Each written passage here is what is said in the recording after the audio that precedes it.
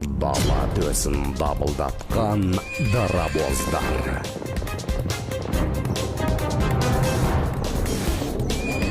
Жүрек пен білек күші.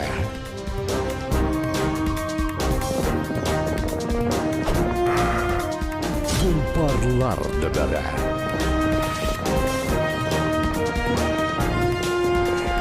28 мамыр, Алматы. Тәуелсіздіктің 25 жылдық аясында Алматы қаласының 1000 жылдығы мен спорттық Алматы бағдарламасын дамытуға арналған Алатау баурайындағы Ұлы дала ойындары.